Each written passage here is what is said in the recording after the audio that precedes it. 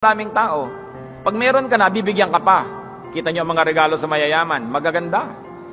Ang mga regalo sa mahihirap pag Pasko, kalendaryo ng hopya. Mahirap ka eh. Bakit ka bibigyan ng malaki? Hindi mo kaya magsukli. Hindi ko sinasabing yun ang tama, pero yun ang kalakaran ng mundo. So gusto mo pala na pahalagahan ka, puntahan ka ng tao, make something of yourself. Huwag kang magmukmuk dyan, maawa sa sarili mo, magreklamo sa langit at lupa, umiyak ng umiyak.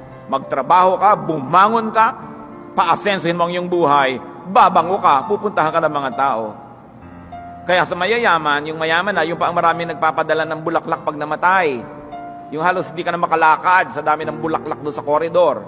Yung mahirap, may isang lantang bulaklak na bigay ng punerarya kasama sa cost ng ataol. Diba? Ganun talaga, huwag kayo nagdaramdam. Gusto nyo hindi ganun ang buhay nyo, paasensuhin nyo ang buhay nyo. Para hindi ganun. Talagang ganun ang kalakaran. Blessing begets more blessings. Misery begets misery. Money begets money. Poverty begets poverty. Saan nagbabago ang buhay ng tao? Hindi sa swerte, sa pag-iisip.